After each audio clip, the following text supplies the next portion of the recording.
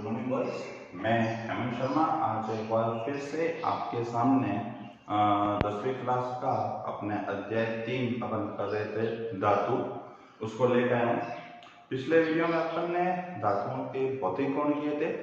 आज हम इस वीडियो के अंदर जितनी भी धातु हैं, आप यहाँ पे मैं लेसन का नाम लिख देता हूँ। पाठ में आपके तीसरा और टॉपिक जो अपना चल रहा था, अगर आप लोगों को ध्यान में याद हो तो धातु का। अब इसमें जो इम्पोर्टेंट चीज है अपने आज अपन जो इसमें लेने वाले हैं, वो अपन लेने वाले हैं इस दुनिया में जितनी भी धातुएं जो होती है,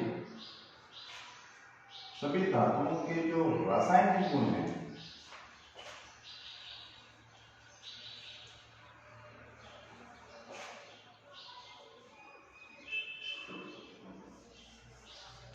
जितने भी धातु होते हैं उनके जो भी रासायनिक गुण, अपने पिछले वीडियो में भौतिक गुण पढ़े थे। अपने पढ़ा था कि सारी धातुएं चमकदार होती है, सारी धातुएं कठोर होती है, सारी धातुओं में आवाज उत्पन्न होती है, वो तन्य होती है, आघातवर्धनीय होती है, ऊष्मा और विद्युत की सुचालक होती है, एक विशेष प्रकार के रंग को दर्शाती है। तो सारे भौतिक गुण थे। अब इसके अंदर हम रसायनों की सहायता से धातुओं का अध्ययन करेंगे। इसको मैंने छोटे छोटे बिंदुओं में बांट दिए। सबसे पहले अपन बिंदु देखते हैं कि क्या होता है जब सारी धातुएं वायु के साथ क्रिया करती है, यानी कि वायु के साथ में वायु की उपस्थिति में इनसे क्रिया की जाती है। अपन यहाँ एक बार देख सकते हैं कि वायु की उपस्थिति में इनका दहन,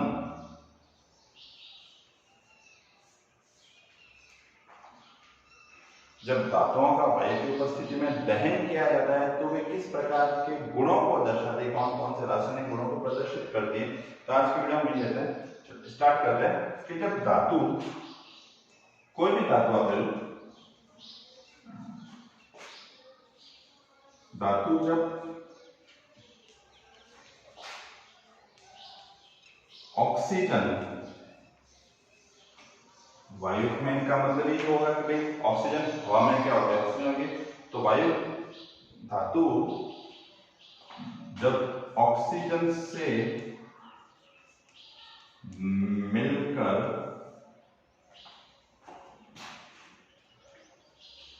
क्रिया करती है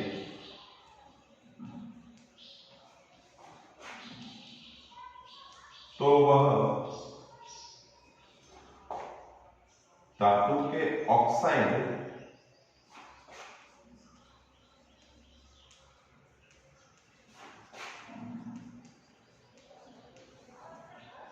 धातु के ऑक्साइड बनाती है।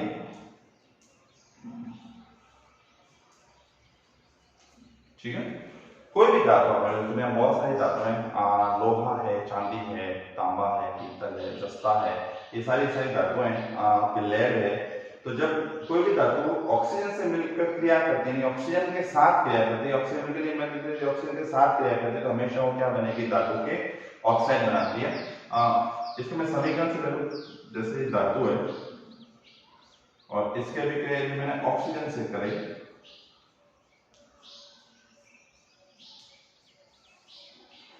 तो परिणाम में आपको क्या बनेगा, धातु के ऑक्साइड बनेंगे। ठीक है, अब धातु के ऑक्साइड के अंग कौन से हैं, जैसे कि मैं सामान्य से लेता हूं, आपके कई बार बोर्ड में एक सवाल आता है, कई बार आता है कि मैग्नीशियम का रिबन, पतला सा रिबन ले लिया, यदि उसका वायु की उपस्थिति में दहन किया जाए, जलाया जाए, तो क्या समीकरण होती है। यहाँ पे मैं ले लेता हूं, ये मैंने ले लिया मैग्नीशियम। मैग्नीशियम का सूत्र होता है Mg, ऑक्सीजन का सूत्र होता है O2। अब मैंने इसका वायु की उपस्थिति में दहन कर लिया, तो जो उत्पाद बनेगा वो बनेगा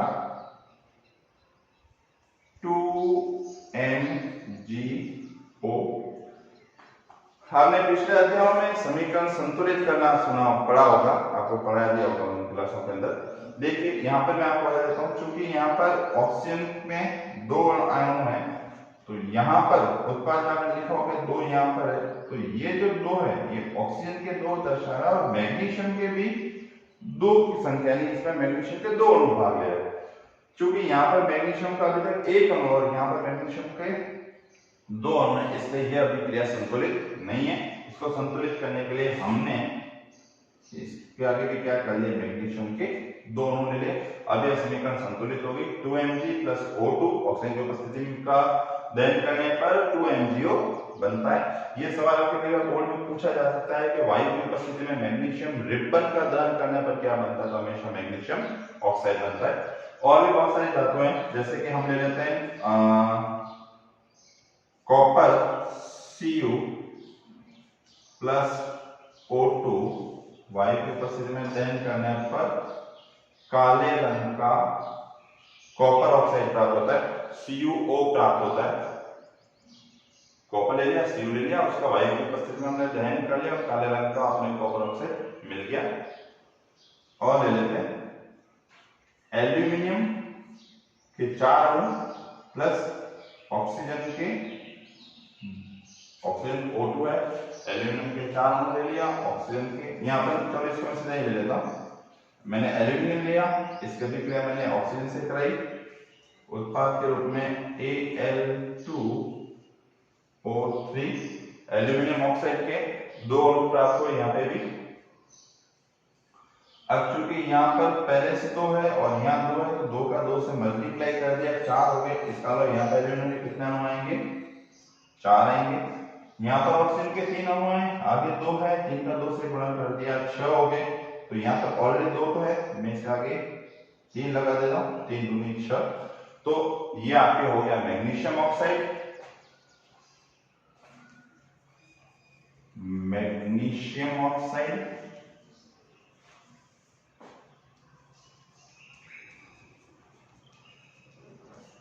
ये आपके हो गया काले रंग का कॉपर ऑक्साइड।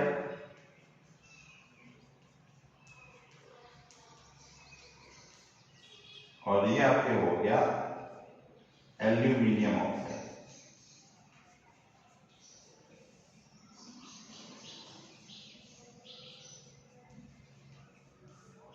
आप इसके अलावा और भी कोई भी धातु ले लीजिए, कोई भी धातु ले लीजिए जो ऑक्सीजन से मिलकर हमेशा क्या करेगी, धातु के ऑक्साइड का निर्माण करेगी। मैंने मैग्नीशियम लिया तो मैग्नीशियम का ऑक्साइड, कॉपर लिया कॉपर ऑक्साइड, एल्यूमिनियम लिया एल्यूमिनियम ऑक्साइड। यदि मैं सिल्वर लेता तो सिल्वर ऑक्साइड बनता, जिंक लेता तो जिंक ऑक्साइड बनता, यदि मैं लेड लेता, सीसा लेता तो उसका भी ऑक्साइड बन जाता। ठीक है, तो जितनी भी धातुएं हैं ऑक्सीजन से मिलकर हमेशा क्या करती है, धातु का ऑक्साइड बनाती है। हम इसको आगे हम कंटिन्यू करते हैं। मैं इसको मिटा देता हूं।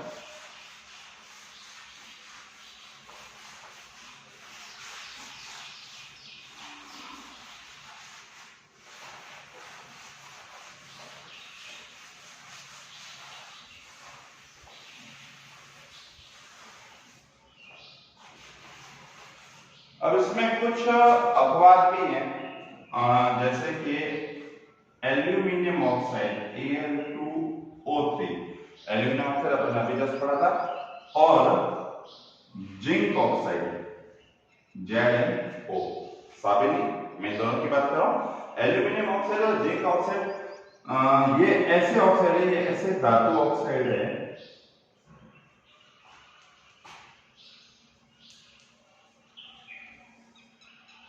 यानी कि यह दोनों ऐसे धातु ऑक्साइड है जो अम्लीय प्रकृति को भी दर्शाते हैं और जो क्षारीय प्रकृति को भी दर्शाते हैं। तो ये दोनों ऐसे धातु ऑक्साइड हैं जो अम्लीय तथा क्षारीय, अम्लीय तथा क्षारीय दोनों प्रकृति को दर्शाते हैं, इसलिए इन्हें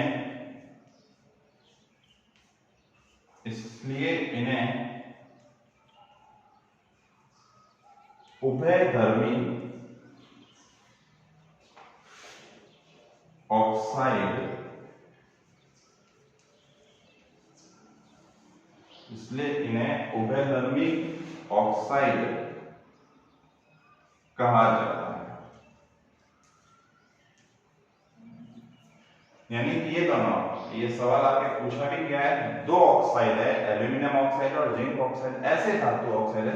सामान्यतः जो धातु का ऑक्साइड होता है वो दोनों प्रकृति को नहीं दर्शाते हैं, लेकिन एल्यूमिनियम ऑक्साइड और जिंक ऑक्साइड ऐसे हैं जो दोनों प्रकृति को दर्शाते हैं, दोनों के गुणों को दर्शाते हैं। वो अम्लीय गुणों को भी दर्शाएंगे और वो क्षारीय गुणों को भी दर्शाएंगे, इसलिए इन दोनों को हम उभयधर्मी ऑक्साइड कहते हैं। ठीक है, अब इसको अपन एग्जांपल से ले लेते हैं। Al2O3 की अभिक्रिया में पहले हमने से करना है, तो 6HCl हाइड्रोक्लोरिक अम्ल की अभिक्रिया यदि मैंने किससे करा दी, एल्यूमिनियम ऑक्साइड, क्योंकि अपन इसको अम्लीय प्रकृति को दर्शा है, तो जो उत्पाद जो बनेगा 2AlCl3 प्लस जल के कितने अणु बनेंगे, 3H2O, दो एल्यूमिनियम आ गए, क्लोरीन के 3 आ गए, 3 दूनी 6 हो गई। ठीक है, 3H2 3 दूनी 6 और ठीक है। तो जब एल्यूमिनियम ऑक्साइड की अभिक्रिया अपन ने हाइड्रोक्लोरिक अम्ल से करें, अम्लीय गुणों को दर्शाते हैं, तो 2Al3 प्लस जल के 3 अणुओं का निर्माण होता है। अब इसके जस्ट ऑपोजिट में अपन करते हैं कि यदि इसकी अभिक्रिया अपन क्षार से दर्शाते हैं, ठीक है, इसी को मैं ले लेता हूं वापिस, Al2O3 की अभिक्रिया हम क्षार से दर्शाते हैं। क्षार बहुत सारे हैं, सोडियम हाइड्रोक्साइड ले लिया आपने, पोटेशियम हाइड्रोक्साइड ले लिया, तो आप जो भी लेना चाहें दोनों में से। मैं यहाँ पर पोटेशियम हाइड्रोक्साइड ले लेता हूँ। पोटेशियम हाइड्रोक्साइड के 2 अणु ले लिए, सोडियम हाइड्रोक्साइड के मैंने 2 अणु ले लिए। Al2O3 की अभिक्रिया 2NaOH से कराने पर 2NaOH O2 प्लस आपके इसमें समीकरण देखें तो अपन 2NaOH प्लस Al2O3 की अभिक्रिया करा दी, 2NaO2 प्लस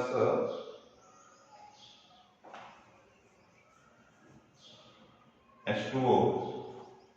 एक देख लेता हूँ इसका वापस, कुछ गड़बड़ है यहाँ पे, सॉरी मिस्टेक कर दिया।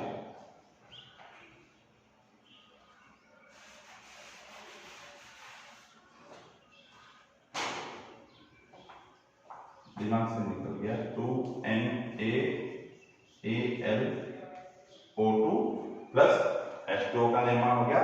ये जो बनता है इसको बोलते हैं sodium aluminate.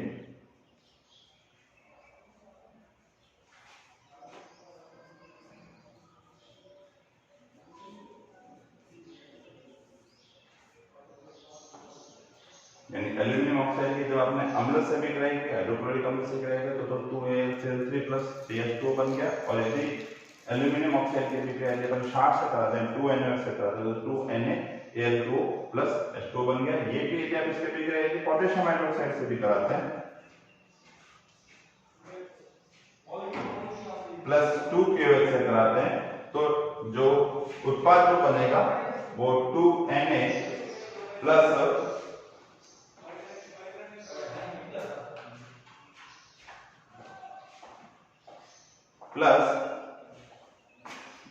2KAlO2 plus H2O यानी कि पोटेशियम एल्यूमिनेट का निर्माण हो जाएगा। तो धातु के रासायनिक गुणों में यदि अपन अपवाद में ले लेते हैं, एल्यूमिनियम ऑक्साइड या जिंक ऑक्साइड ऐसे धातु ऑक्साइड है जो अम्लीय या क्षारीय दोनों प्रकृति को दर्शाते हैं, इसलिए इन्हें अपन क्या कह सकते हैं, उभयधर्मी ऑक्साइड कहा जाता है। ये सवाल कई बार पूछा जा सकता है।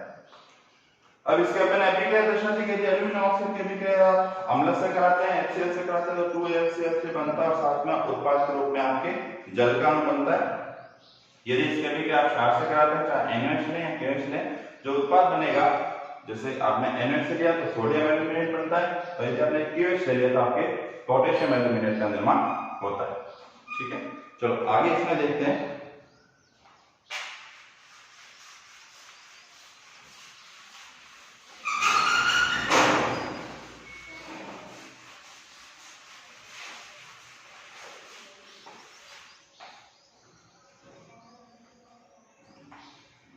नेक्स्ट इसमें लिख सकते अधिकांश जो धातु ऑक्साइड होते हैं,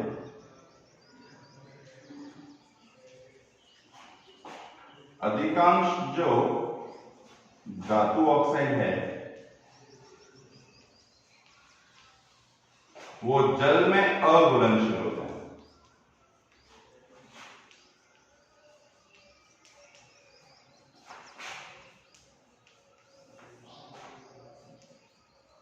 कई ऐसे धातु ऑक्साइड होते हैं जो जल के अंदर विलय नहीं होते हैं, बहुत सारे ऐसे धातु ऑक्साइड होते हैं जल के अंदर विलय नहीं होते। आप यदि उनको पानी में घोलेंगे तो उसके अंदर विलय नहीं होंगे, लेकिन अपवाद स्वरूप मगर सोडियम ऑक्साइड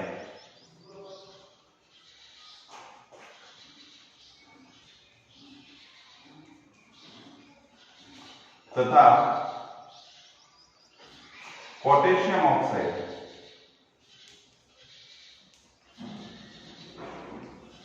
सोडियम ऑक्साइड तथा पोटेशियम ऑक्साइड ऐसी धातु ऑक्साइड हैं जो जल में विलय है, जो जल में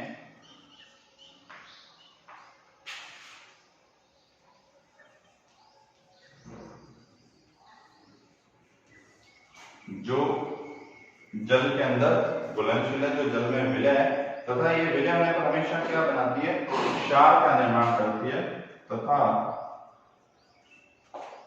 यह क्षार बनाती है।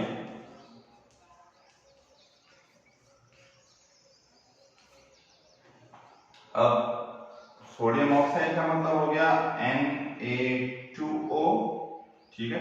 अब इसकी अभिक्रिया मेरे को किससे करानी है, जल से करानी है। मैंने यहाँ ले लिया जल का अणु, आपको पता है 17H2O है, ये सोडियम ऑक्साइड हो गया, ये जल से हो गया। यदि मैं इसकी अभिक्रिया कराऊंगा तो यहाँ पर बनेगा 2NaOH। इसी तरह से यदि मैंने K2O ले लिया, पोटेशियम ऑक्साइड ले लिया, जल से अभिक्रिया कराई, उत्पाद के रूप में बन गया मेरे 2KOH, पोटेशियम हाइड्रोक्साइड और सोडियम हाइड्रोक्साइड। यानी कि जितनी भी धातु ऑक्साइड है वो जल में हमेशा अघुलनशील रहती है, अविलय रहती है, मगर अपवाद स्वरूप सोडियम ऑक्साइड तथा पोटेशियम ऑक्साइड दो ऐसी धातुएं हैं जो जल में हमेशा घुलनशील रहती है तथा विलय होने पर उत्पाद के रूप में हमेशा क्षार का निर्माण करती है। ये सोडियम ऑक्साइड ले लिया, जल से क्रिया करा दी, 2NH बन गया। पोटेशियम ऑक्साइड की पुनः जल से क्रिया करा के पोटेशियम हाइड्रोक्साइड का निर्माण कर दिया, ठीक है। मिटा देते हैं इसको भी। अब अगेन एक इंपॉर्टेंट फैक्ट ये है कि जितनी भी धातुएं हैं उनमें सर्वाधिक जो क्रियाशील धातु होती है, सक्रिय जो धातु होती है, जो वायु में तेजी से क्रिया करती है, वो दो धातुएं हैं। एक तो धातु है सोडियम और दूसरी धातु है आपके पोटेशियम। सोडियम और पोटेशियम को यदि आपने किसी खुले स्थान पर वायु में रख दिया है, किसी भी खुले स्थान पर आपने इनको रख दिया,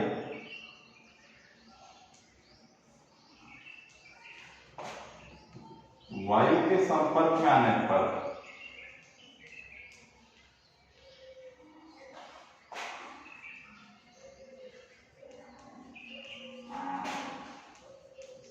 तेजी से क्रिया करती है,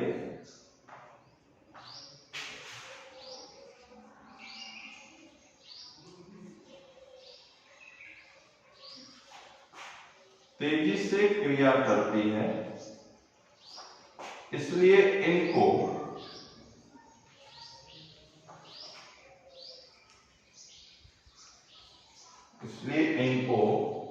हमेशा केरोसिन में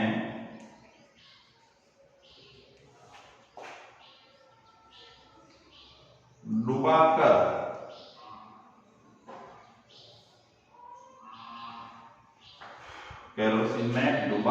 रखा जाता है। बाकी सारी धातुएं वायु में इतनी तेजी से क्रिया नहीं करती। जैसे आपने देखा होगा अपने घरों में, आपके सिस्टर्स है, आपके माताजी हैं, कई आपके भाई वाइफ देखे होंगे, उन्होंने वो कई बार सोने की चेन पहनते हैं, या अंगूठियां पहनते हैं, आपकी माता जी के पाँव में चांदी की पायल आपने देखी होगी। तो सोना है, चांदी है, लोहा है, तांबा है, ये वायु के साथ सीधा क्रिया नहीं करते हैं, नहीं क्रिया नहीं करते, इनका काम होना बहुत लंबा प्रोसेस, बहुत साल तक बीत जाते हैं। लेकिन सोडियम और पोटेशियम दो ऐसी धातुएं हैं जिनको यदि कुछ समय के लिए आप किसी मैदान में खुला छोड़ दीजिए या कहीं पर भी खुला छोड़ दीजिए तो वायु के संपर्क में जो ये हवा के संपर्क में तेजी से अभिक्रिया करना शुरू करते हैं, बहुत फास्ट क्विक अभिक्रिया करते हैं। इसलिए हमेशा इनका रखा जाता है, इनको हमेशा एल्यूमिनियम के जो पेपर आता है मार्केट में, फॉइल पेपर जिसको बोलते हैं, उसके अंदर बांध कर हमेशा केरोसिन, अपने सामने वाले जिसको घास तेल कहा जाता है, उस घास तेल या केरोसिन के अंदर डुबो कर रखा जाता है ताकि वायु के साथ इनका संपर्क सीधा नहीं हो सके और वो अभिक्रिया को नहीं दर्शाए। ठीक है, ये एक इंपॉर्टेंट चीज ध्यान रखना। इसके अलावा बाकी जितनी भी धातुएं हैं, चाहे वो मैग्नीशियम है, एल्यूमिनियम है, जिंक है, आपके सीसा है, यह सामान्य ताप पर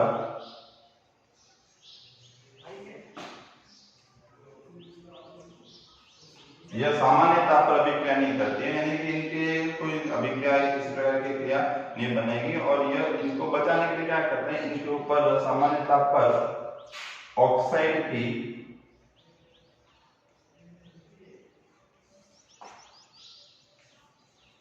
पतली परत या पतला आवरण कह सकते हैं, पतली परत चढ़ा दी जाती है।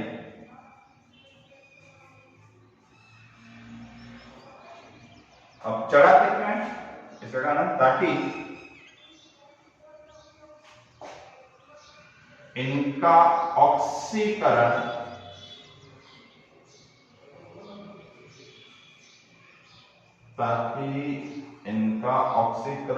कम हो, यानी कि इनको ऑक्सीकरण, अधिक ऑक्सीकरण नहीं हो, उससे बचाने के लिए मैग्नीशियम ले लिया आपने, एल्यूमिनियम ले लिया आपने, जस्ता ले लिया आपने, लेड ले लिया, इनके ऊपर ऑक्साइड की पतली सी परत चढ़ा देते हैं ताकि ऑक्सीकरण से इनकी रक्षा हो सके, ज्यादा इनका ऑक्सीकरण नहीं हो, अपन लिखते हैं ताकि इनका ऑक्सीकरण कम से कम हो सके, इनको बचाने का कार्य करते हैं।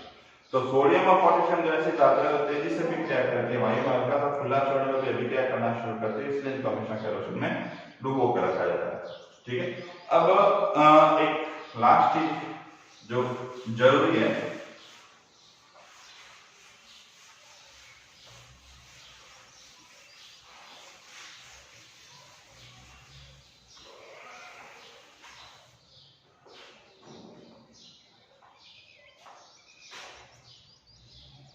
कई बार आपने देखा होगा एल्यूमिनियम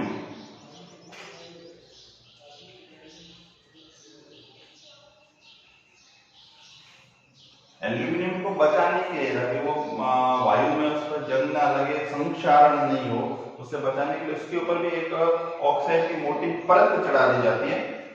तो एल्यूमिनियम को संक्षारण से बचाने के लिए, ताकि उसके ऊपर जंग नहीं लगे, संक्षारण से बचाने के लिए उस पर ऑक्साइड की मोटी परत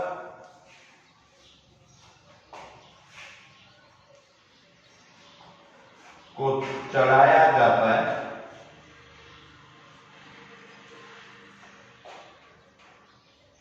ऑक्साइड की मोटी परत को चढ़ाया जाता है।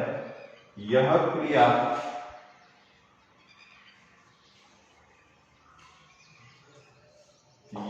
क्रिया एनोडीकरण, मोस्ट है, इंपॉर्टेंट है, यह क्रिया एनोडीकरण कहलाती है। आपके पहले पार्ट में संक्षारण आया था, तो एल्यूमिनियम जो धातु है उसको संक्षारण से बचाने के लिए, सामान्य भाषा में इसको हम बोलते हैं जंग, जैसे लोहे पर धातुओं पे जंग लगता है वैसे संक्षारण, जंग से बचाने के लिए क्या किया जाता है, उसके ऊपर ऑक्साइड की बड़ी सी मोटी सी परत का आवरण चढ़ाया जाता है ताकि वह लंबे समय तक खराब नहीं हो, लंबे समय तक कह सकते हैं वो दूषित नहीं होगा, तो यह जो क्रिया जो होती है, यह क्रिया हमेशा क्या कहलाती है, आपके एनोडीकरण कहलाती है। तो ये थे आपके धातुओं का जो पहला रासायनिक गुण था वायु के साथ क्रिया, उसमें ये थी। अपन ने स्टार्टिंग किया था कि सभी जो धातुएं होती है वो वायु के साथ क्रिया करके धातु ऑक्साइड बनाती है। फिर अपन ने इसमें लिया था कुछ धातु ऑक्साइड ऐसे होते हैं जो उभयधर्मी प्रकृति को दर्शाते हैं। एग्जाम्पल लिया था अपन ने एल्यूमिनियम ऑक्साइड का और जिंक ऑक्साइड का। फिर अपन ने अधिकांश धातुएं जो होती है वो जल में अघुलनशील होती है, लेकिन सोडियम ऑक्साइड और पोटेशियम ऑक्साइड जल में घुलनशील है और उत्पाद के रूप में हमेशा क्या बनाती है, क्षार का निर्माण करती है। फिर अपन ने लिया था कि सोडियम और पोटेशियम धातुएं ऐसी अभिक्रियाशील धातुएं जिनको वायु में खुला छोड़ने पर वो हवा के संपर्क में आती तेजी से क्रिया करना शुरू करती है, इसलिए उनको हमेशा केरोसिन में डुबो कर रखा जाता है। जबकि कुछ धातुएं ऐसी है, मैग्नीशियम है, जिंक है, इनके ऊपर ऑक्साइड का पतला आवरण चढ़ा दिया जाता है ताकि इनका ऑक्सीकरण कम से कम हो। ऑक्साइड का पतला आवरण होता है बहुत बारीक सा, ताकि इनका ऑक्सीकरण कम से कम हो और लंबे समय तक ये खराब नहीं हो। लास्ट में है कि एल्यूमिनियम को संक्षारण से बचाने के लिए, यानी कि जंग नहीं लगे, लंबे समय तक खराब नहीं हो, उससे बचाने के लिए उस पर क्या करते हैं, ऑक्साइड की मोटी सी परत चढ़ा देते हैं, बड़ी परत चढ़ा देते हैं। तो यह जो घटना होती है इसको क्या कहा जाता है, एनोडीकरण कहा जाता है। तो आज के लिए रासायनिक गुणों में अपन ने पहला गुण इसका कर लिया। नेक्स्ट वीडियो के अंदर अपने इस धातुओं के अगले गुणों, जो भी रासायनिक गुण बचते हैं, किन किन से क्या अभिक्रिया होती है, उसका अध्ययन करेंगे।